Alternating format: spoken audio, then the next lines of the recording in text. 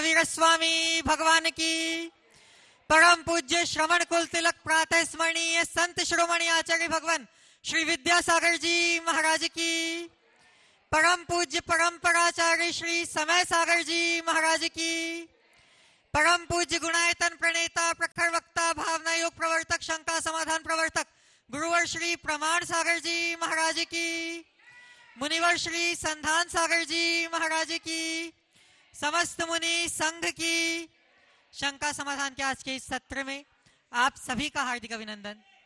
इससे पूर्व कि हम आज का यह सत्र प्रारंभ करें, चलते हैं परम पूज्य गुरुदेव के चरणों में और करते हैं प्रणिपात इस भाव के साथ कि जीवन रथ के सारथी गुरुदेव हो आप, ऐसे पद पर ले चलो बन जाऊं निष्पाप।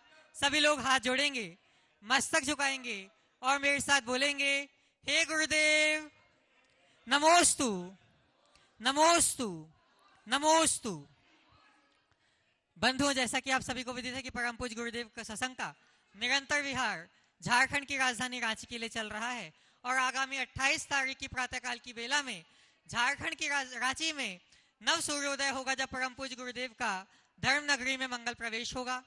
और आगामी 30 तारीख को हम सबको सौभाग्य प्राप्त होगा परम पूज्य गुरुदेव सत्संग के सानिध्य में भगवान महावीर जन्म कल्याणक महामहोत्सव के आयोजन का, और साथ में ही परम पूज्य गुरुदेव के 39वें दीक्षा दिवस के महामहोत्सव का। हम सब लोग परम पूज्य गुरुदेव के चरणों में अपनी श्रद्धा भक्ति समर्पित करने के लिए इस अपूर्व अवसर का अवश्य लाभ उठाएं। और इसके साथ ही आगामी 1 अप्रैल से परम पूज्य गुरुदेव के सानिध्य में रांची में पंच महाकल्याणक का नया शंखनाद होगा, जो 1 तारीख से 6 तारीख तक चलेगा और आप सभी लोग इसका लाभ ले सकते हैं। हमें परम पूज्य गुरुदेव का आशीर्वाद प्राप्त हो गया है। सिद्ध क्षेत्र समय शिखर जी में आगामी आषाढ़ मास की अष्टानिका में, जो कि 21 जुलाई से 29 जुलाई तक चलती रहेगी, 108 मंडलीय संस्कृत का सिद्ध चक्र महामंडल विधान का आप सब लोग इसका भी लाभ लें, जिसके लिए 8 जनों की व्यवस्था एक मंडल के अंतर्गत की जाएगी और भोजन आवास और पूजन सामग्री संबंधी व्यवस्था के लिए 2 लाख रुपए की राशि निर्धारित की गई है। आप सब लोग इसका लाभ ले सकते हैं। आगे का सत्र प्रारंभ हो, उसके लिए हम चलते हैं परम पूज्य मुनिवर श्री संधान सागर जी महाराज के चरणों में और निवेदन करते हैं कि हे महाराज श्री, आपके माध्यम से सत्र प्राप्त करे गति, जिससे हम सभी हो सके निशंक मति। नमोस्तु महाराज जी। हो रामनवमी की पूर्व बेला पर आज गुरु चरण पड़े श्री राम, हाँ, शिक्षक महाविद्यालय, और इस कॉलेज में आज महाविद्यालय में आज ये संका समाधान का नाम ये प्रेम नगर रांची अपन प्रारंभ करते हैं गुरु चरणों में। आज ये संका समाधान का सत्र, प्रथम प्रश्न के लिए मैं आवाज दे रहा हूं प्रवीण जी शेट्टी साड़म, वे गुरु चरणों में अपना प्रश्न करें और तैयार रहेंगे विनीता सेठी रांची। नमोस्तु महाराज श्री, नमोस्तु महाराज श्री। महाराज श्री, पाप और पुण्य के फल में संभाव कैसे रखें? बहुत अच्छा सवाल है। पाप और पुण्य के फल में संभाव कैसे रखें? देखिए, पाप और पुण्य के फल में विषम भाव क्यों आता है? क्योंकि हम पाप को बुरा और पुण्य को अच्छा मानते हैं और दोनों को अपना मानते हैं। जिस दिन हम सच्चाई को जाने लेंगे कि न पुण्य अपना है न पाप अपना है, ये सब कर्म का संयोग है, आत्मा के स्वभाव से भिन्न है, तो हमारे लिए पुण्य और पाप दोनों में क्षमता आएगी। मैं आपसे पूछता हूं, ऐसे व्यक्ति जिससे आपका कोई लेना देना ना हो, उसका कुछ खोएगा तो आपको तकलीफ होगी क्या? क्यों? क्योंकि उससे कुछ मेरा लेना देना नहीं है। वो आदमी कुछ पाएगा तो आप हर्षित होंगे क्या? नहीं महाराज। क्यों? क्योंकि उससे मेरा कोई लेना देना वो पर है। बस जिस दिन तुम ये जान लोगे कि पुण्य और पाप के परिणाम स्वरूप मेरे जीवन में जो कुछ भी जुड़ रहा है सब पर है, मेरा स्वभाव नहीं, मेरा स्वरूप नहीं, वे सब के सब आत्मा से भिन्न परभाव है, तो पुण्य के योग में हर्ष नहीं होगा और पाप के प्रकोप में विषाद नहीं होगा। आज पुण्य के फल में लोग अच्छा मानते हैं। पुण्य हमें अनुकूलताएं देता है, धन, संपन्नता, यश, वैभव, संतान, संतति, ये सब पुण्य से मिल गई। लेकिन क्या ये मेरा स्वभाव है, मेरे आत्मी है, इन पर मेरा नियंत्रण है? नहीं, ये कभी भी नष्ट हो सकते हैं, कभी भी बदल सकते हैं। तो जो मेरा है ही नहीं, उसके प्रति मैं इतना पागल क्यों हूं? और पाप, दारिद्रता, रोग, शोक, संताप, वियोग, विछोह, ये सब पाप है। पर ये मेरे आत्मा के स्वभाव तो नहीं है ना। तो दोनों चीजों में समभाव लाने के लिए ये दृष्टिकोण अपने अंदर विकसित करना चाहिए। समझिए, राजा भोज के संदर्भ में ऐसा कहा गया कि एक बार उनके दरबार में एक भिखारी पहुंचा, एकदम दीनहीन भिखारी, और द्वारपालों से कहा कि जाओ राजा से कहो कि आपका भाई आपसे मिलना चाहता है। लोगों को उसकी शकल देखकर बड़ा आश्चर्य हुआ कि इतना फटे हाल आदमी राजा का भाई भला कैसे होगा। फिर भी उसने जब बार बार आग्रह किया तो राजा तक संदेश पहुंचाया गया कि बाहर एक बड़ा दीनहीन फटे हाल सा आदमी अपने आप को आपका भाई बताते हुए आपसे मिलना चाहता है। राजा को कुतूहल भी जगा, थोड़ा आश्चर्य भी हुआ। उसने कहा ठीक है, उसको लेकर आओ। जैसे ही दरबार में आया, राजा को थोड़ा अटपटा सा लगा, ये कौन हो गया भाई, मेरा भाई कैसे हो गया। और उसने आते ही पूछा, पहचाना? राजा से जवाब देते नहीं बना। उसने कहा हाँ, मुझे पता था तुम मुझे नहीं पहचानोगे, पर मैं तुम्हें अच्छे से पहचानता हूं, अपनी पहचान बताता हूं। आपदा मम मातासी संपदा तथैव तव, आपत संपत्त्यो भागिन्यो तस्मात् आवाम सहोदरो। कि हे राजा, मेरी माँ का नाम आपदा है और तेरी माँ का नाम संपदा है, और आपदा और संपदा दोनों सगी बहनें हैं, इसलिए हम दोनों भाई हो गए ना। तो पुण्य भी कर्म का परिणाम है, पाप भी कर्म का परिणाम है। कर्म मेरा स्वभाव नहीं है, इसलिए पुण्य भी मेरा नहीं, पाप भी मेरा नहीं। इन्हें पर मानो और इन्हें नश्वर मानो, अस्थिर मानो। अभी हैं, अगले पल रहे न रहे कोई पता है। धन, यौवन, ये सब क्या है? पानी का बुलबुला है। कोई पता है? अगली श्वास का पता नहीं, पल में बिखर सकता है। इसलिए इनका क्या मैं सुख दुख मानूं? पुण्य भी टिकाऊ नहीं, पाप भी टिकाऊ नहीं। इसलिए पुण्य में ज्यादा खुश नहीं हो और पाप में ज्यादा दुखी मत हो। दोनों में संभाव रखो। भेद विज्ञान ही जीवन में ऐसी स्थिरता दे सके। विनीता सेठी रांची गुरु चरणों में अपना प्रश्न करें और तैयार रहेंगे प्रदीप जी टाला रांची, गुणायतन के जन संपर्क प्रमुख। परम परम श्रद्धेय महाराज के चरणों में संपूर्ण रांची जैन समाज का कोटिशय वंदन, कोटिशय नमोस्तु। बोले पंच कल्याणक महा महोत्सव की। हाँ, जल्दी। महाराज श्री, एक शंका है ये मन में कि जब पुरुष वर्ग धोती दुपट्टा पहन के कलश करने जाते हैं और महिलाएं आहार वगैरह के लिए जाती हैं शुद्ध अवस्था में, तो अगर पैरों के नीचे में किसी जीव का आ जाना होता है और उनको पता होता है कि शायद ये जीव खत्म हो चुका है, वो कोई भी इंद्रिय जीव हो, तो क्या वो फिर वो शुद्ध अवस्था में है? अगर जीव घात हो गया और उसे जानकारी है तो अशुद्ध है। और पंचेंद्री का घात हुआ है तो उसे पूर्ण शुद्धि करनी चाहिए, उसे अपने आप को अशुद्ध मानना चाहिए, प्राशुकता का ध्यान रखना चाहिए। तो लोग जल्दी जल्दी में इतना विवेक रख पाते हैं महाराज श्री? इसीलिए तो बोल रहा हूँ थोड़ा देख के चलिए। 16 का मतलब केवल कपड़ा बदलना नहीं, 16 का मतलब है अपनी प्रवृत्ति को संयत बना करके चलना। इसलिए गाड़ी पर चलने वालों का 16 नहीं होता। आप 16 बदल कर गाड़ी पे जा रहे हैं तो आप निश्चित रूप से गड़बड़ कर रहे हैं।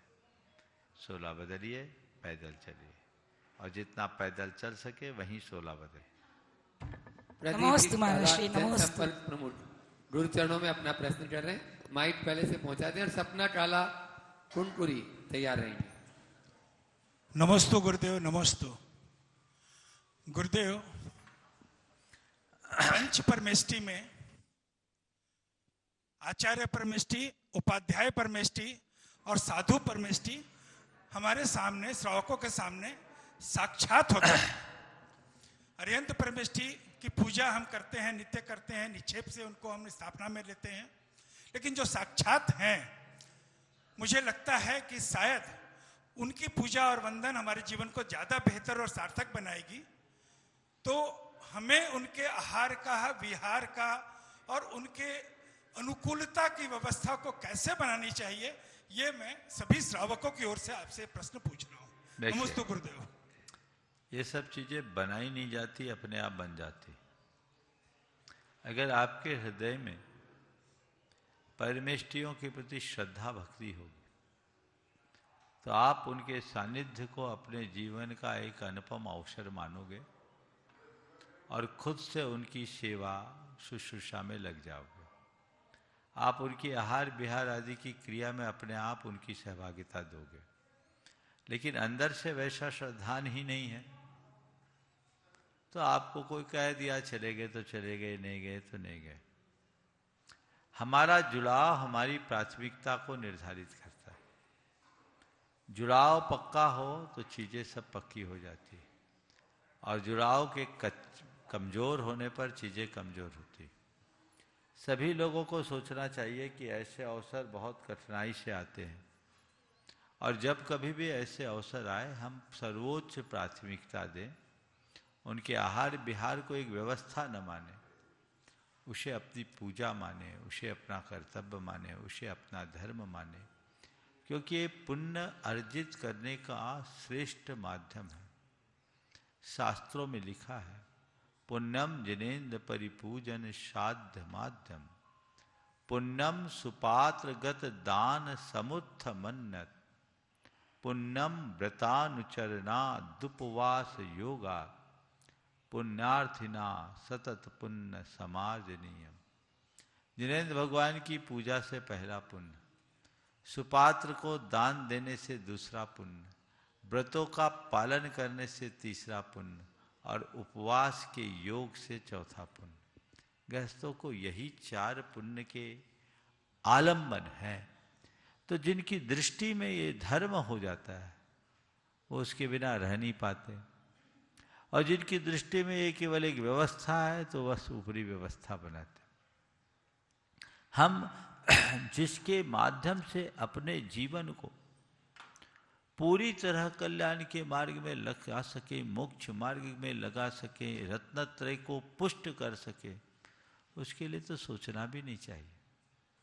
शास्त्रों में ऐसा आता है, चक्रवर्ती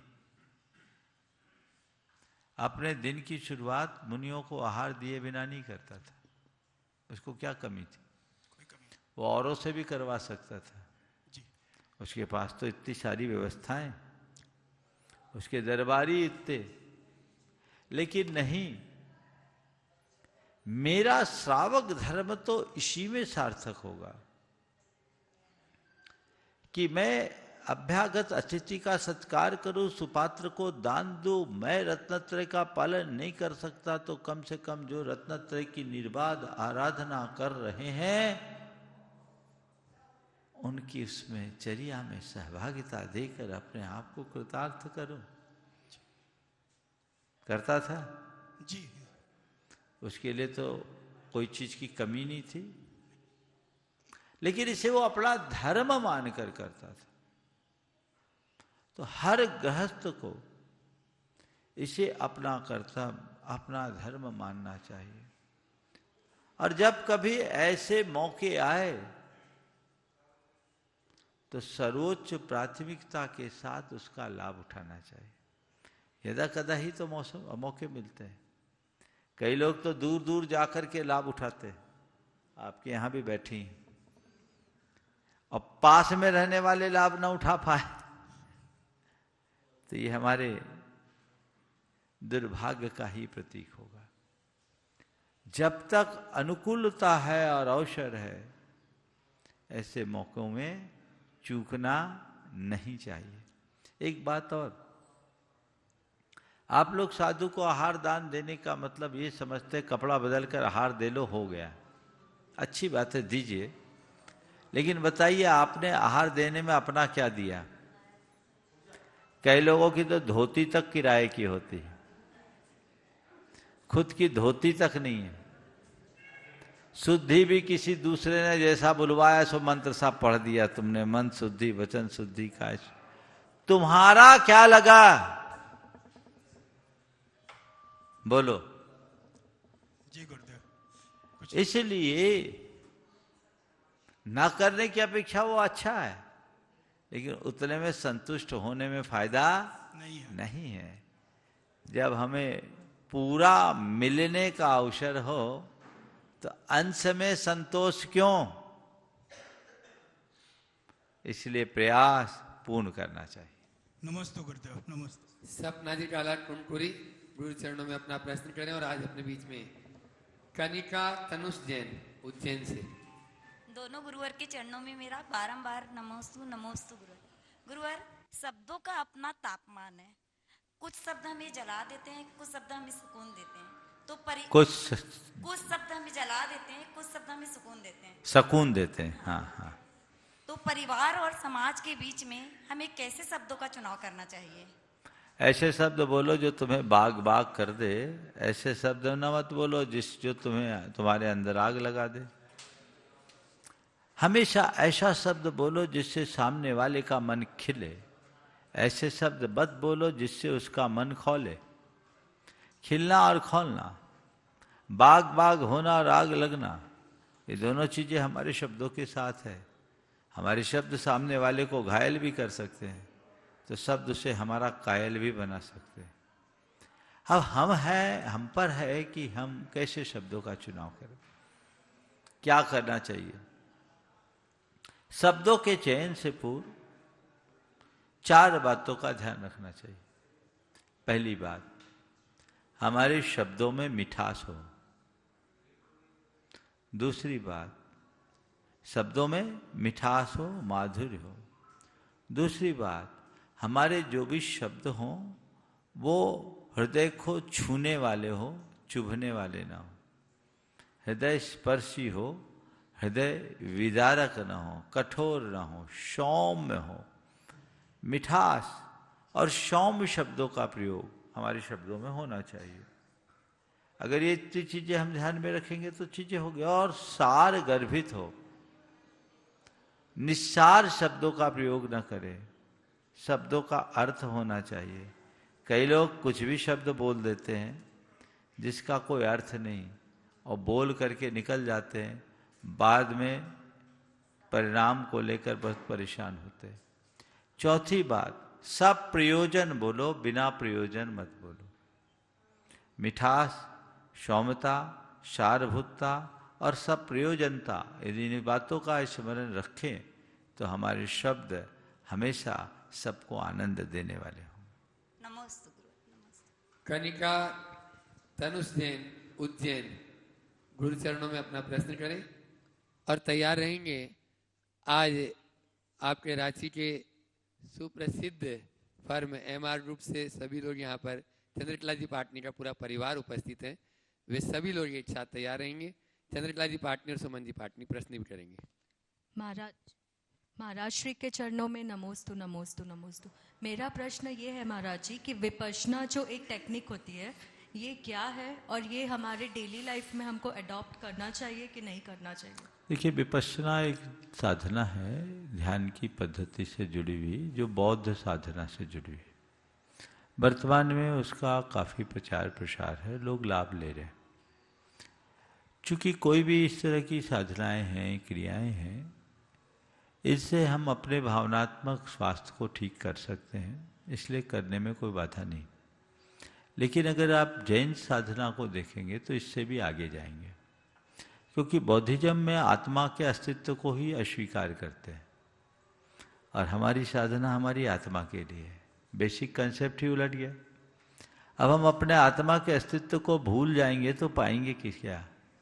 हमें केवल मन को शांत नहीं करना है, हमें अपनी चेतना को विशुद्ध बनाना है। तो चेतना को विशुद्ध बनाने के लिए हमारी अन्य जो ध्यान पद्धतियां उसको अपनाइए। और मैं तो कहता हूं भावना योग कीजिए, भावना योग के डेप्थ में जाइए, गहराई में जाइए। विपश्यना से भी आगे का आनंद आपको मिलेगा। देह भाव से ऊपर आत्म भाव में जीने का अभ्यास बनेंगे। शुद्ध बुद्ध आत्मा में डूबने की क्षमता विकसित होगी। ये चीजें अपने अंदर मन में विकसित कीजिए, देखिए जीवन में कितना आनंद आता है। चंद्रकला जी पाटनी और एमआर ग्रुप के सभी सदस्य एक साथ हो जाएं। गुरु चरणों में अपना प्रश्न कर रहे हैं। सुमन जी पाटनी भी अपना प्रश्न करेंगे एमआर ग्रुप, और तैयार रहेंगे अनामिका मोंटी जी जैन रांची। मेरी तरफ से जगत के सब जीवों की तरफ से मुनिराजों के चरणों में नमोस्तु, छुल्लक जी महाराज के चरणों में इच्छा में। महाराज श्री, हमारा भविष्य अज्ञात है, उसे अच्छा बनाने के लिए हमें स्वयं ही पुरुषार्थ करना पड़ेगा, तो क्या क्या पुरुषार्थ करना चाहिए हमें? बहुत अच्छा सवाल। भविष्य अज्ञात और उसे अच्छा बनाने के लिए हमें स्वयं पुरुषार्थ करना होगा। आपने पूछा क्या पुरुषार्थ करें? सबसे पहले अपने वर्तमान को अच्छा रखें और भविष्य को अच्छा बनाने के लिए अच्छे संकल्प ले, और न केवल संकल्प ले अपितु अपने संकल्प को सिद्धि में परिवर्तित करने के लिए समर्पित हो जाए। अपना भविष्य अच्छा बनाना चाहते हैं, अपना भविष्य उज्जवल बनाना चाहते हैं, तो वर्तमान को अच्छा करें। वर्तमान को अच्छा करने के लिए 4 चीज़ें अपने जीवन में लाएं। सबसे पहली बात, हृदय में श्रद्धा जगाएं, अपने प्रति, अपनी आत्मा के प्रति, परमात्मा के प्रति, धर्म के प्रति। जब तक ये श्रद्धा जागृत नहीं होगी तो हम अपने जीवन को आगे नहीं बढ़ा पाएंगे। ये हमारे अंदर होना चाहिए। कर्म सिद्धांत के प्रति श्रद्धा, आत्मा के प्रति श्रद्धा, भगवान के प्रति श्रद्धा। ये श्रद्धा हमारे जीवन को विनम्र बनाती है, हमारे जीवन को संयत बनाती है, हमारे जीवन की दिशा को परिवर्तित करती है। तो पहली बात, अंतरंग में श्रद्धा उत्पन्न हो। दूसरी बात, मन में संतोष जगे। अपने जीवन में अनावश्यक तृष्णा, आसक्ति, आकुलता या हाय हाय ना हो। संतोष, जो भी हम प्रयास करें लेकिन उसके परिणाम को लेकर किसी भी प्रकार से परेशान ना हो। मन में संतोष धारे। मन का ये संतोष हमारे भविष्य को अच्छा बनाता है। तीसरी बात, जीवन में संयम और सदाचार को अपनाएं। अगर हम संयम और सदाचार से जुड़े रहेंगे हमारा भविष्य उज्जवल होगा। और चौथी बात जो बहुत महत्वपूर्ण है, पाप भीरु बने, पाप से डरे, धर्म का आचरण करें। पाप भीरुता हमें संवेदनशील बनाती है, हमें धार्मिक बनाती है, और इस धार्मिकता से हमारा भविष्य उज्जवल होता है। यदि व्यक्ति इन चारों बातों को प्राथमिक स्तर पर आत्मसात कर लेता है तो मैं समझता हूँ उसे अपने भविष्य के प्रति चिंता करने की कोई जरूरत नहीं पड़ती। सुमन जी पाटनी एमआर ग्रुप, गुड्डू गुरु चरणों में अपना। नमस्ते महाराज। नीरज महाराज श्री, मेरा सवाल है कि सहस नाम का 1008 में एक नाम आया है अर्धनादीश्वर, उसका क्या मतलब होता है? अर्धम ते नार्यो यस्मात् अर्धनारीश्वरोष्यत। आपके अरि आधे अरि नहीं है, 8 कर्म थे। कर्म यानी अरि, उसमें से 4 कर्म हट गए तो अर्धम ते न अरिय, आपके आधे अरि नहीं है, इसलिए आपको अर्धनारीश्वर कह दिया। समझ गए? चलिए, नमोस्तु महाराज श्री। यही है ना। अगला प्रश्न कर रहे हैं अनामिका मोंटी शेट्टी रांची। गुरु चरणों में अपना प्रश्न करें और तैयार रहेंगे ऋतिक जी सोटानी रांची। सबसे पहले दोनों महाराज जी को बारंबार नमोस्तु। महाराज जी, मेरा प्रश्न ये है कि हमारे जीवन में अनुशासन बहुत जरूरी है। हम अपने जीवन में अनुशासन का पालन किस प्रकार से करेंगे? बहुत अच्छा सवाल है। अपने जीवन में अनुशासन का पालन हम कैसे करें? देखिए, जीवन में अनुशासन का पालन करने के लिए हमें अपने जीवन को लयबद्ध करना होगा, अपने जीवन के लक्ष्य को जगाना होगा और आत्म प्रेरणा जगानी होगी। जब हम अंदर से प्रेरित होकर कोई काम करते हैं तो हमारा उसके प्रति उत्साह अपने आप जग जाता है और उसके प्रति हमारी प्राथमिकताएं भी बदल जाती हैं। और अंदर का उत्साह नहीं हो तो चीज़ें ऐसी हो जाती। तो हम अपने जीवन को अनुशासित करना चाहते हैं क्योंकि हम अपने जीवन को साधना चाहते हैं।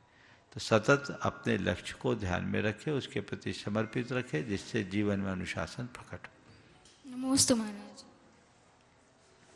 ऋतिक जी सोटानी रांची गुरु चरणों में अपना प्रश्न करेंगे और तैयार रहेंगे। आज जहां ये संकट समाधान का सत्र चल रहा है, यहाँ के विकास एकता जी सिन्हा अपने बीच में यहाँ पर उपस्थित हैं, secretary Shri Ram teacher training college. मैं चाहूँगा यहाँ जो बिहार टीम है उसमें घुटू भैया और बिट्टू भैया, विक्की भैया, वे उनका स्वागत अभिनंदन की तैयारी भी रखें। आप अपना प्रश्न करें ऋतिक। नमोस्तु महाराज श्री। नमोस्तु महाराज श्री। मेरा प्रश्न यह है कि अत्यधिक मोह से बचना चाहिए, अत्यधिक मोह से बचना चाहिए, संतुलन बनाने के लिए क्या किया जाए महाराज श्री? देखिए, अति तो कोई भी वस्तु है, हमें उससे बचना ही चाहिए। आपने पूछा मोह से बचने के लिए क्या करें? जीवन के यथार्थ को समझो, मोह अपने आप खत्म हो जाएगा। अपने जीवन का एक अनुभव होगा सबको, बहुत सारी चीज़ें ऐसी होती हैं जिनके बिना एक पल भी नहीं रह पाते। बहुत से व्यक्ति जीवन में ऐसे जुड़ते हैं जिसके बिना एक क्षण भी नहीं रह सकते। लेकिन जब उस व्यक्ति की वास्तविकता का पता लग जाता है, उस वस्तु की वास्तविकता का पता लग जाता है, फिर कभी उसकी तरफ देखने का भी मन करता है क्या? नहीं करता महाराज। जो दिल में उतरा वो दिल से उतर जाता है। क्यों? सच्चाई को जान लिया। जिस दिन तुम जीवन की सच्चाई को जाने लोगे, तुम्हारा सारा मोह उतर जाएगा। समझ गए? हम लोगों के साथ सबसे बड़ी विडंबना ये है कि हम अपने जीवन की सच्चाई से अनभिज्ञ हैं। हमें पता ही नहीं कि मैं कौन हूं, मेरा क्या है। जो अपना नहीं उसे हम अपना मान रहे, इसलिए मोह है। जिस दिन जो अपना है और असली उसे जान लोगे तो मोह खत्म हो जाएगा।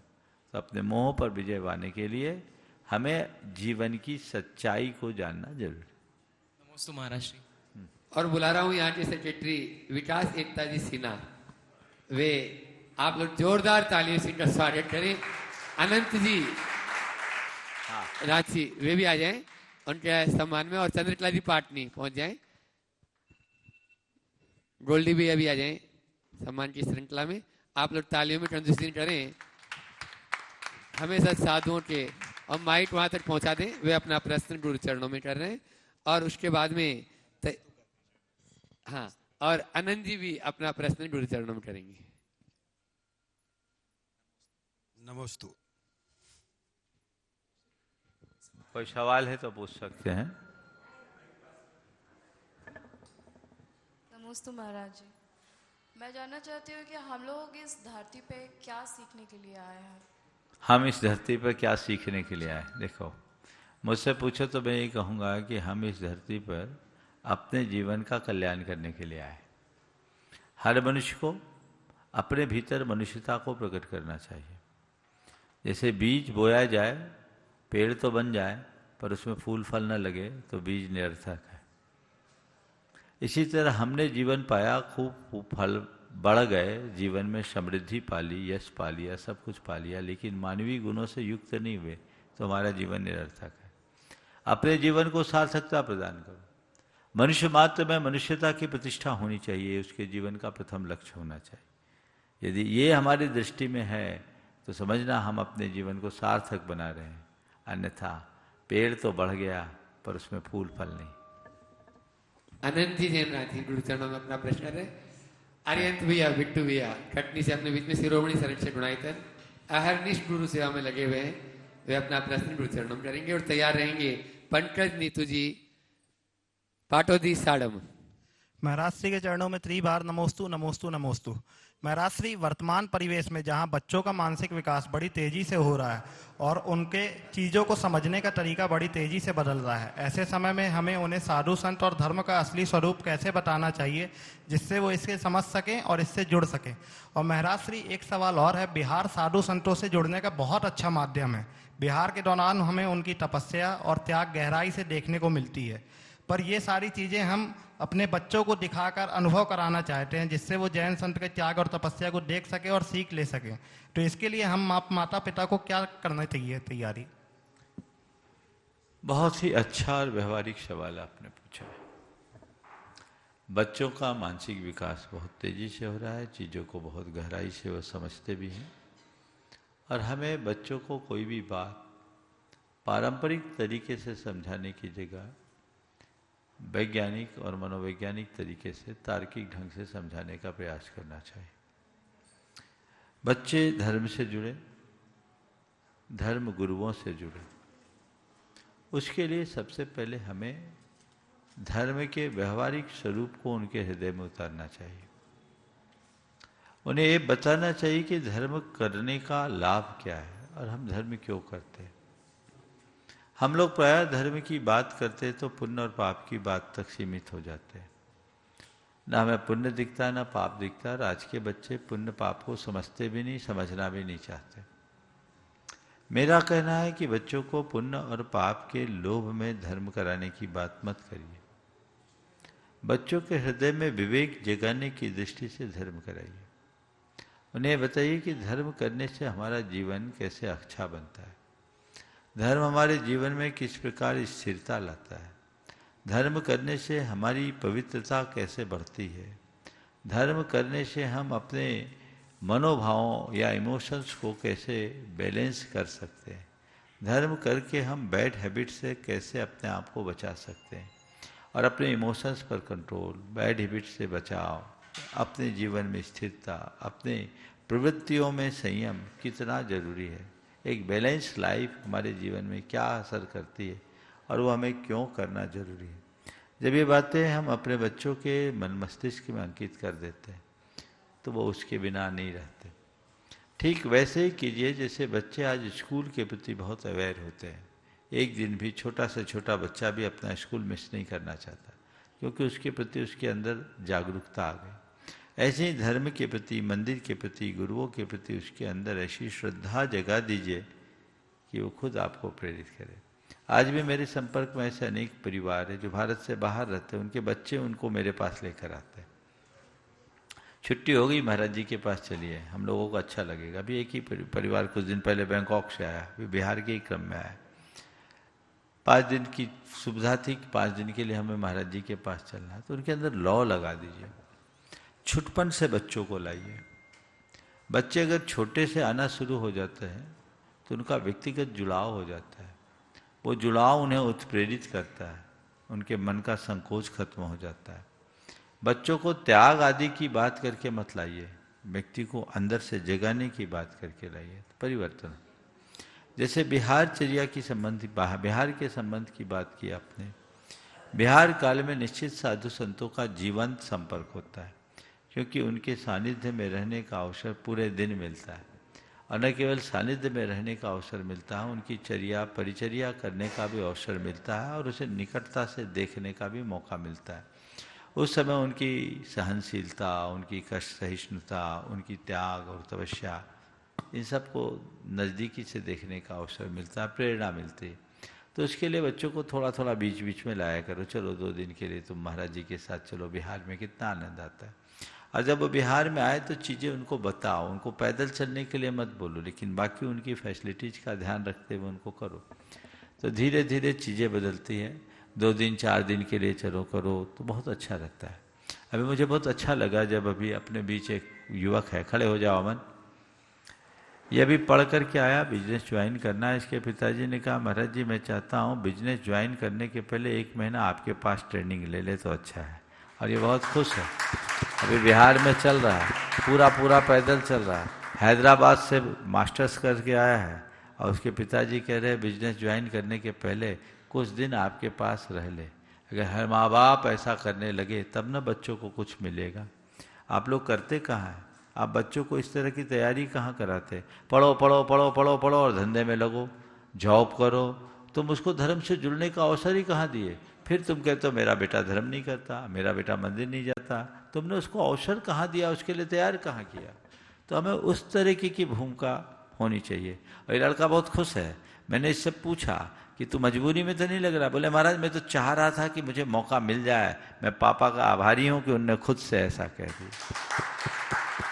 तो ये चीज़ें आनी चाहिए। हर माँ बाप को चाहिए कि अपने बच्चों को व्यवहारिक जीवन में लाने से पूर्व आध्यात्मिक प्रशिक्षण दिलाए। लड़कों युवकों को मुनियों के पास, युवतियों को आरिकाओं के पास, ताकि वे अपने जीवन को अध्यात्म से जोड़कर स्टेबिलिटी ला सके। आजकल तो आए दिन चाहे जो आत्महत्या कर बैठता है, जीवन में डिप्रेशन का शिकार हो जाता है, कितने तलाक होते जाते हैं। जब वो जीवन की सच्चाई को जानेगा नहीं तो ऐसा ही करेगा। जिस दिन जीवन की सच्चाई को जाने लेगा उसके जीवन की दिशा बदलेगी। इसलिए हम युवक युवतियों के अंदर ऐसा टेस्ट जगाएं, उनके अंदर ऐसी अभिरुचि उत्पन्न करें। उनका अगर इंटरेस्ट क्रिएट हो गया तो एक बहुत बड़ी उपलब्धि हो सकती है। हम केवल धार्मिक आयोजनों तक सीमित न रखें, उनके भीतर धर्म की चेतना को जगाएं जो उनके जीवन को बेहतर बना सके। साड़म गुरु चरणों प्रश्न करें। और अरुण जी डंडवाल गुणायतन प्रवक्ता तैयार रहेंगे। दोनों गुरुवर के चरणों में बारंबार नमोस्तु नमोस्तु नमोस्तु महाराज जी। महाराज जी, एक महिला परिवार के कर्तव्य को पालन करते करते कई बार अपने आप को भूल जाती है, तो ऐसे में सेल्फ रेस्पेक्ट के साथ हम परिवार, फिर से बोलिए। कई बार कोई महिला परिवार के कर्तव्य का पालन करते करते अपने आप को भूल जाती है, तो इस समय सेल्फ रेस्पेक्ट के साथ हम कैसे अपने आप। सबसे पहली बात, अगर परिवार के कर्तव्य को कर्तव्य मान रहे हैं तो इसमें सेल्फ रेस्पेक्ट की बात कहाँ से आ गई? मैं तो अपना काम कर रही हूँ। अगर मैं अपना काम कर रहा हूँ तो मुझे औरों से सम्मान की क्या अपेक्षा? मेरा परिवार मेरा है और मैं अपने परिवार के लिए काम कर रही हूँ या कर रहा हूँ, तो ये मेरी जिम्मेदारी है, मेरा दायित्व है, मेरा धर्म है। इसके लिए मुझे इस बात की अपेक्षा क्यों कि मैं जो कर रहा हूँ लोग मुझे उसका रिस्पेक्ट दें। अगर औरों से मैं मान चाह रहा हूँ तो ये मेरे अभिमान को ही प्रकट कर रहा है, मुझे नहीं चाहिए। कोई मेरा मान करे या ना करे, कोई मेरी सराहना करे या ना करे, मेरे मन में संतुष्टि होनी चाहिए। यदि मैं उस कार्य को अपना कर्तव्य मानकर कर रहा हूं तो मुझे संतुष्टि होगी, और मैं उस कार्य को औरों की सराहना की अपेक्षा लेकर के कर रहा हूं तो कर्तव्य न बन करके मेरे मन का बोझ बन जाएगा। तो हम कर्तव्य को कर्तव्य के भाव से करें, बोझ नहीं। सेल्फ क्या है? मेरा परिवार ही मेरा सेल्फ है। और एक कुशल गृहिणी वही है जो अपने आप को अपने परिवार की प्रमुखा बना दे। उसको बोलते हैं कुटुंबनी, जो सबको लेकर के चले, उसमें ही उसका रिस्पेक्ट है। परिवार का रिस्पेक्ट ही मेरा रिस्पेक्ट है।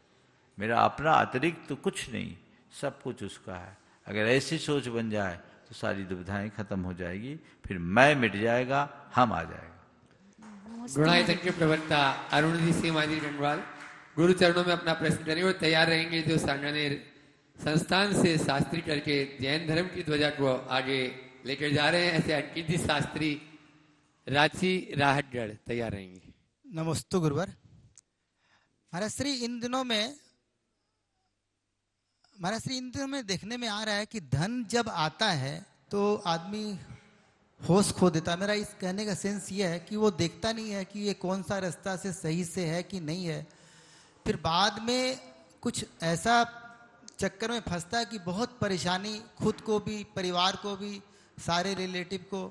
फिर हम लोग गुरु चरणों में जाते हैं या कहीं समझने जाते हैं तो एक चक्रव्यूह जैसा चल रहा है। तो आप ऐसा में क्या संदेश देंगे जो भी इस तरह के मार्ग में या इस तरह के काम में लगे हुए? देखो, मैं तो रोज ही उपदेश देता हूँ। एक एक करके 1000 सीढ़ी चढ़ो, एक साथ 100 सीढ़ी चढ़ने की कोशिश मत करो। इंस्टेंट जब हम कुछ चाहते हैं ना और एकदम तेजी से बढ़ते हैं तो फिर तेजी से सूखने की भी नौबत आ जाती। साधन की शुद्धि से साध्य की शुद्धि होती है, इस चीज को हमें सदैव ध्यान में रखना चाहिए। कई बार व्यक्ति परिणाम की अपेक्षा किए बिना केवल धन को ही प्रमुखता दे देता है, तो इस तरह की विषम परिस्थितियां निर्मित हो जाती। ऐसे समय में व्यक्ति को कोई भी काम करते समय उसके परिणाम को ध्यान में रखना चाहिए। और ये बात ध्यान में रखना चाहिए कि पैसा मेरे जीवन के निर्वाह का साधन है, साध्य नहीं। जीवन के लिए पैसा है, पैसे के लिए जीवन नहीं। अगर ये विवेक मन में हो तो व्यक्ति कभी भी दुविधा में नहीं फंसता। और जो केवल पैसे को ही सब कुछ मानता हो, उसके मोह में अंधा होकर के जीता है, उसके जीवन में कभी स्थिरता नहीं आती। दोनों चीज़ों को ध्यान में रखकर चलना चाहिए। अरे ऐसी एक चीज़ और है, जैसे मैं एक संस्था से जुड़ा हूँ, दान दिया हूँ वहाँ पर, और उस संस्था ने 3 साल का मुझे मोहलत भी दिया है, लेकिन मेरे पास अभी सफिशिएंट फंड आ गया। लेकिन मेरे को दिमाग में यही कि 3 साल का मोहलत है तो चलने देना चाहिए, चलने देना चाहिए। तो ये उचित है कि ये, उसको ये पता है कि 3 साल में जिंदा रहूँगा, अगर है तो उचित है, और पता नहीं है तो इसे खुद तय करना चाहिए मुझे क्या करना है। सबसे बड़ी बात तो ये है कि हमने किसी भी धार्मिक संस्थान में अगर कोई द्रव्य दिया है तो हम कोई टैक्स दे रहे हैं, हम कोई सौदा कर रहे हैं, हम कोई लोन दे रहे हैं, या हम दान दे रहे हैं। अगर हम दान दे रहे हैं तो दान हमारे जीवन का एक पुनीत कर्म है जो कल्याणकारी है, हमें तत्क्षण देना चाहिए। पैसा है तुरंत दे दो, घोषणा करने से पुण्य नहीं आता, दान देने से पुण्य आता। तो अगर हमने कहीं बोला है और हमारे पास है तो तुरंत देना चाहिए। यदि हमने कंडीशनल बोला है कि हम इस समयावधि में देंगे और अगर उस बीच में हमारे पास आ गया तो मैक्सिमम उतना टाइम, पहले आ गया तो पहले दे दो ना भाई, है और फिर नहीं दे वो उचित नहीं है। नहीं हो तो बात जुदी है। इसलिए दान को तो अपने जीवन की एक बड़ी लायबिलिटी माननी चाहिए। क्या पता कल मेरे श्वास निकल जाए तो ये पुण्य से मैं वंचित रह जाऊंगा, एक बार मेरे सिर पर जाएगा। तो है तो तुरंत दे दो, जब भी बोलो तुरंत कर। नमस्ते। प्रामाणिक पाठशाला की सूचना के साथ अंकित शास्त्री रांची गुरु चरणों में अपना प्रश्न कर रहे हैं। उसके बाद पूरी बिहार टीम सभी प्रश्न करना चाहते हैं, लेकिन जितना गुरु आदेश हो जाए उतना भी करेंगे। विश्व स्तरीय महान जिन शासन की प्रभावना करने वाले पूज्य गुरुदेव के पवित्र दिव्य चरणों में प्रामाणिक पाठशाला समूह की ओर से बारंबार नमोस्तु नमोस्तु नमोस्तु। पूज्य गुरुदेव भगवान वर्धमान महावीर स्वामी के जन्म कल्याणक महोत्सव एवं आपके दीक्षा जयंती महोत्सव के उपलक्ष्य में प्रामाणिक पाठशाला भारत और अन्य देशों में जो विदेशों में संचालित है उन सभी में बहुत उत्साह है, और उस उत्साह के चलते हुए सांस्कृतिक कार्यक्रमों का और लाइव शोज का आयोजन विभिन्न दिनांकों में किया जा रहा है। भारत में 27 मार्च को रात्रि 7:30 बजे ऑनलाइन ये दीक्षा महोत्सव का कार्यक्रम मनाया जाएगा। ईस्टर्न देशों में 15 अप्रैल को और वेस्टर्न देशों में 18 अप्रैल को न्यूयॉर्क टाइम दिन में 12 बजे से मनाया जाएगा, जिसकी यूट्यूब लिंक पूज्य गुरुदेव के नाम से जो वेबसाइट है उस पर उपलब्ध होगी। पूज्य गुरुदेव सभी अभिभावक गण, बच्चे और संपूर्ण प्रामाणिक टीम आपका आशीर्वाद और मार्गदर्शन चाहती है। नमोस्तु गुरुदेव। देखिए, प्रामाणिक समूह बहुत अच्छा काम कर रही है और पाठशालाओं के माध्यम से भी समाज के नन्हे मुन्ने बच्चों में बड़ी जागरूकता आ रही है। महावीर जयंती के अवसर पर ये जो उपक्रम वो लोग कर रहे हैं, मेरा पूरी की पूरी टीम को, पूरे समूह को बहुत बहुत आशीर्वाद है कि वे ऐसे ही करते रहे और बच्चों के हृदय में धर्म की अलग जगाते रहे। अभिभावकों से भी यही प्रेरणा है कि अपने बच्चों को प्रामाणिक समूह की पाठशालाओं से जोड़े।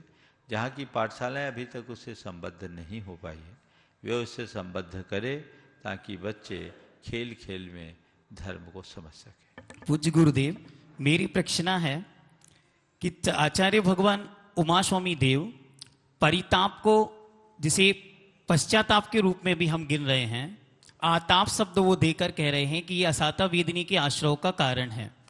और निर्जरा के विषय में प्रायश्चित प्रतिक्रमण को निर्जरा और संवर का साधन बता रहे हैं। तो पूज्य गुरुदेव, ये जिज्ञासा उत्पन्न होती है कि प्रायश्चित, प्रतिक्रमण, आताप, परिताप या पश्चाताप, इनमें क्या अंतर है और हम इन्हें कैसे कर सकते हैं? देखिए, बहुत अच्छा सवाल है। आपकी बात को मैं दो शब्दों में ले लूं, ताप और प्रतिक्रमण में क्या अंतर है। ताप क्या है? कुछ गलत हो जाने पर अंदर का टेंशन, इसको बोलते हैं ताप। पश्चाताप नहीं है, अंदर अफसोस है, पछता रहे, अरे गलत कर लिए, फंस गए, अब क्या होगा, लेकिन उसके प्रति ग्लानि नहीं है, टेंशन है। व्यक्ति तनाव में रहता है, किसी के द्वारा कोई का अकार्य हो जाता है तो देखो उसके चेहरे का रंग उड़ा हुआ होता है, पोल खुलने की डर रहती है, यह उसे तीव्र शता वेदनी के कर्म के बंध का कारण होगा। लेकिन प्रतिक्रमण अपने अपराध की शुद्धि की प्रक्रिया है।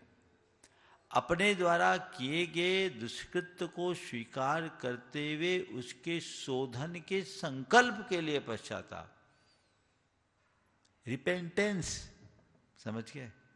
टेंशन है एक में रिपेंटेंस है। आत्मग्लानि के साथ आत्मशुद्धि का भाव। हे भगवान, मैंने ये गलत काम कर दिया, मेरा ये पाप मिथ्या हो, मुझे इस पाप से छुटकारा मिले, मुझे इसके लिए जो कठोर से कठोर प्रायश्चित मिले मैं लेकर के करने को तैयार हूं, ताकि तत्संबंधी मेरा पाप छूटे, मुझसे गलती हो गई, ये भाव। और पश्चाताप में क्या है? अरे भाई गलती तो हो गई, पोल ना खुल जाए, मेरी बदनामी ना हो जाए, मुझे दंडित ना होना पड़े, कहीं मैं फंस ना जाऊं, यह है ताप। वो जुगाड़ में लगा है और ये सुधार में लगा है, दोनों में बड़ा अंतर है। जीवन को सुधारने का नाम ही मोक्ष मार्ग। कृतज्ञतापूर्ण नमन। नमोस्तुते। पूरी बिहार टीम के साथ में रत्नेश जी, नयन जी, बिट्टू भैया, अंकित ललितपुर से, विनय भैया, चिरमिरी डोली रीवा से, विक्की भैया, आयुष भैया, अमन, सुमित, सभी। और आप लोग जोरदार तालियों से स्वागत कर दें। पहले नयन भैया अपना प्रश्न कर रहे हैं और फिर रत्नेश जी। गुरुदेव के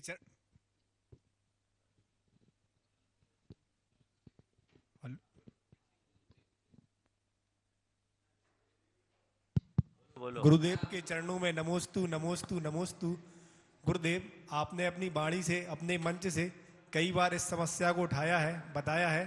गुरुदेव, जैनों की जो जनसंख्या पहले थी, आज की इस युग में वह जनसंख्या बहुत ही घट गई है। गुरुदेव, हम युवा लोगों को ऐसा मार्गदर्शन दें कि जो राजा महाराजाओं के टाइम पर जैनों की जनसंख्या थी, जो इतने बड़े बड़े विशाल मंदिर बनाते थे और उनका पालन पोषण भी होता था, तो आज की इस युग में हम युवा वर्ग को मार्गदर्शन दें, क्या करें गुरुदेव? नमोस्तु गुरुदेव। देखो, जनसंख्या बढ़ाने के दो ही उपाय, एक तुम्हारे पास, एक हमारे पास है। एक संतति बढ़ाने का है, एक संस्कृति बढ़ाने का। संतति बढ़ा करके आप हमारी संख्या बढ़ा सकते हो, और आज की युवा पीढ़ी को इस पर गंभीरता से विचार करना चाहिए, क्योंकि जनसंख्या का असंतुलन आने वाले दिनों में बड़ी समस्याएं उत्पन्न करेगा। खासकर जैन समाज को तो बहुत ही समस्या का सामना करना पड़ेगा। वर्तमान में जो हमारी प्रजनन दर है, TFR, सबसे कम है, और यही स्थिति रही तो 30 साल बाद हम बचेंगे ही नहीं। अपनी संस्कृति को बढ़ाए रखने के लिए संस्कृति को बचा के चलना जरूरी है। अब इस पर सब तरफ चिंता भी चालू हो गई। राष्ट्रीय स्वयंसेवक संघ ने अपने पंचपरावर्तन के कार्यक्रम में भी इस तरह की बातों को बहुत प्रमुखता से लेना शुरू किया है। हमारे नई पीढ़ी में जिस तरह से संतति को लेकर के उदासीनता आ रही है, ये शोभनीय नहीं है। हमारे यहाँ कहा गया है, अगर काम पुरुषार्थ करो तो उसका फल भी अर्जित होना चाहिए। बिना फल के प्राप्ति के कोई लाभ नहीं। इसलिए इसके प्रति सभी को गंभीरता से समझना चाहिए, उसका ध्यान रखना चाहिए। दूसरी बात है, संस्कृति को विकसित करने के लिए लोगों के हृदय में जैनत्व के प्रति आस्था जगाए। लोगों के नाम के साथ जैन जुड़े ये कोई जरूरी नहीं, पर लोगों के काम में जैन जुड़ जाना चाहिए। अगर हम जन जन को जैनत्व से जोड़ दें तो फिर हमारी समस्याएं हल समाप्त हो जाएगी। हम सबको अपना माने ना, सबको अपना बनाए, सबको अंदर से कर्म से जैन बना ले। और अगर पूरा विश्व जैन बन जाए तो सारी अशांति ही खत्म हो जाए, क्योंकि आज अहिंसा की जरूरत सारे विश्व को है। सब तरफ हिंसा की ज्वाला जल रही है। अगर उससे बचना और बचाना चाहते हैं तो हमें अहिंसा का पाठ पढ़ना और पढ़ाना होगा। वो जागरूकता हम सब लोग कर रहे हैं। हम उस धर्म के ऊपर विश्वास नहीं करते जो केवल संख्या बढ़ाने की बात करता है। हम उस धर्म पर विश्वास करते हैं जो व्यक्ति के हृदय को परिवर्तित करता है। जन जन के प्रति जैन मूल्यों के, जन जन के हृदय में जैन मूल्यों के प्रति आस्था जगा देना, उसके हृदय में जैनत्व को प्रतिष्ठापित कर देना, यानी अहिंसा मूलक जीवन मूल्य को प्रतिष्ठापित कर देना, यही सबसे बड़ी प्रभावना है और यही हमारा सबसे बड़ा उद्देश्य है। रत्नेश जी कंचन बिहार गुरु चरणों में अपना प्रश्न और तैयार रहेंगे। राजकुमार जी, मंजू जी अजमेरा हजारीबाग। नमोस्तु गुरुदेव। गुरुदेव, एक क्वेश्चन मेरी मौसी डॉक्टर सुदेशी जैन का है। उनका ऑनलाइन भावना योग स्वाध्याय ग्रुप में अभी जैन तत्व विद्या का स्वाध्याय चल रहा है, जिसमें आया है कि भरत चक्रवर्ती की 96,000 रानियां थी। जब उनकी 96,000 रानियां थी तो उनकी संतानें भी उससे ज्यादा होंगी। तो चक्रवर्ती इनकी सारी रानियां और बच्चों के पास कब और कैसे जाते थे? इसी से देखो, हंसो मत। वो चक्रवर्ती था तो इतने से शादी उसने तभी की जब उसको पालने में समर्थ था। चक्रवर्ती के पास विक्रिया की क्षमता होती, समझ गए? वो उतने रूप बना करके सबको संतुष्ट करने की सामर्थ्य रखता। चक्रवर्ती इतना पुण्यशाली है, तभी 96,000 के बीच में सलामत रह पाता है। अगर ये सामर्थ्य नहीं होती तो तुम लोग तो एक में ही हैरान परेशान रहते, समझ गए? तो विक्रियाधारी होता, इसलिए ऐसा होता। राजकुमार जी मंजू जी अजमेरा हजारीबाग। और तैयार रहेंगे अपने बीच में अनिल जी सेठी। इसके बाद ही हाँ, दोनों महाराजों को नमोस्तु नमोस्तु नमोस्तु। महाराज श्री, ये विषय समय शिखर जी पर है। कुछ ऐसे, एक तो नियमावली बनाना बहुत ही आवश्यक है महाराज श्री। जो वहाँ दिन प्रतिदिन घटनाएं घट रही है, अभी करंट घटना है कि कोई यात्री और गैर जैन लोग गए, पानी के लिए रोक दिया गया। पानी पीने के लिए बरसात टोक पर किसी यात्री ने, एक गैर जैन थे, उनको पानी मांगा गया तो वो बोले कि नहीं, आपको पानी नहीं मिलेगा। और उसके लिए काफ़ी हंगामा हुआ, काफ़ी वो हुआ।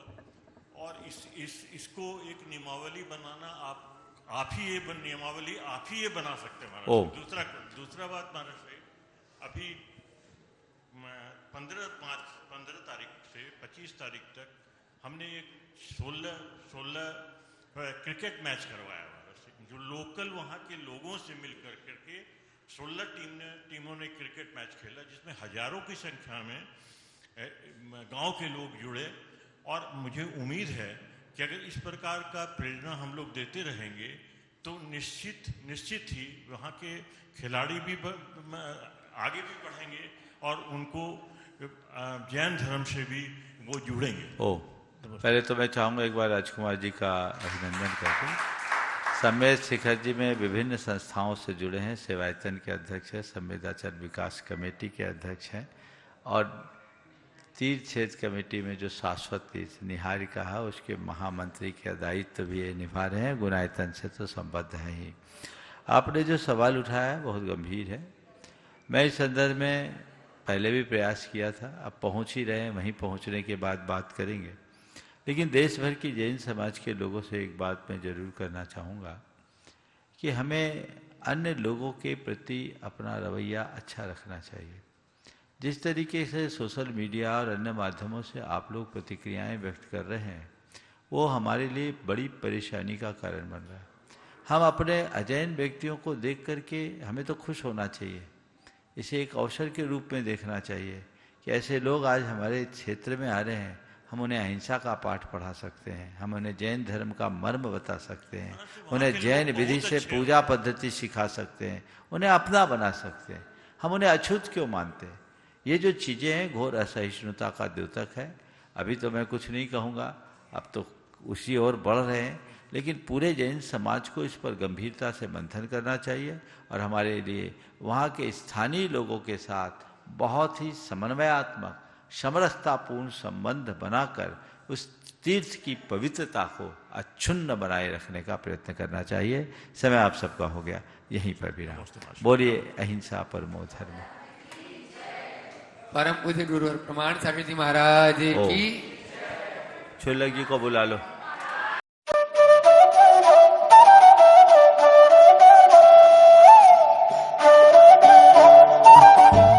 अगर शांत नहीं है जीवन, विचलित हो रहा है ये मन, धार्मिक एवं लौकिक जीवन के उठ रहे हैं अनेक प्रश्न, तो ऐसी शंकाओं का पल भर में मिलता है जहां समाधान। वो ही तो है गुरुदेव सुधा सागर जी का जिज्ञासा समाधान। हमारी उम्मीदें यही हैं कि दुनिया सुधर जाए, पड़ोसी सुधर जाए, कोई नहीं सुधरेगा। और जितना तुमने कल कहा था ना, तुम जितना जिसको सुधारोगे वो उतना ही बिगड़ेगा। ये दुनिया जिद्दी है। कुछ लोग ऐसे जिद्दी होते हैं जिनको कहो कि मंदिर जाओ तो बोले नहीं जाऊंगा। तुमने कहा क्यों? किसी ने कहा गुटखा मत खाना, अब तो खाऊंगा, तुमने मना क्यों किया? ऐसे जिद्दी लोग होते हैं। मना क्यों किया तुमने? अब तो मैं खाऊंगा। तो इसी प्रकार ये सृष्टि बहुत जिद्दी है। संत शिरोमणि आचार्य श्री 108 विद्यासागर जी महाराज के परम प्रभावक शिष्य निर्यापक श्रमण मुनि पुंगव श्री 108 सुधा सागर जी महाराज का बहुचर्चित कार्यक्रम जिज्ञासा समाधान देखिए विशेष प्रसारण प्रतिदिन सायं 6 बजे सिर्फ आदिनाथ टीवी चैनल पर। परम पूज्य आचार्य श्री 108 विमल सागर जी महाराज, परम पूज्य संत शिरोमणि आचार्य श्री 108 विद्यासागर जी महाराज, परम पूज्य गणाचार्य श्री 108 विराग सागर जी महाराज, परम पूज्य आचार्य श्री 108 ज्ञान सागर जी महाराज एवं परम पूज्य चर्या शिरोमणि पट्टाचार्य श्री 108 विशुद्ध सागर जी महाराज के मंगल आशीर्वाद से उत्तर प्रदेश की ऐतिहासिक नगरी आगरा स्थित श्री सर्वतोभद्र जिनालय आदर्श नगर बल्केश्वर का 23 अप्रैल से 27 अप्रैल 2026 तक होने जा रहा है श्री 1008 मज्जनेन्द्र आदिनाथ जिन बिंब पंच कल्याणक महोत्सव। परम पूज्य मेडिटेशन गुरु उपाध्याय श्री 108 विहसंत सागर जी मुनिराज सत्संग के पावन सानिध्य में होने वाले इस पंच कल्याणक में देश भर के श्रद्धालु करेंगे सहभागिता और विभिन्न मांगलिक क्रियाएं कर बनाएंगे अपने जीवन को धन्य।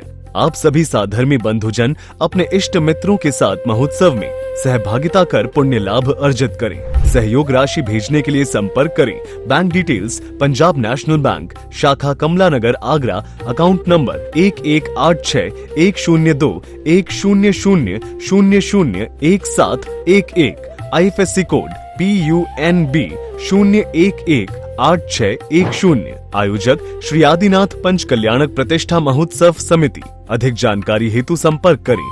महोत्सव स्थल MD Jain inter college Hari पर्वत आगरा उत्तर प्रदेश। देखिए महोत्सव का विशेष प्रसारण सिर्फ आदिनाथ टीवी पर।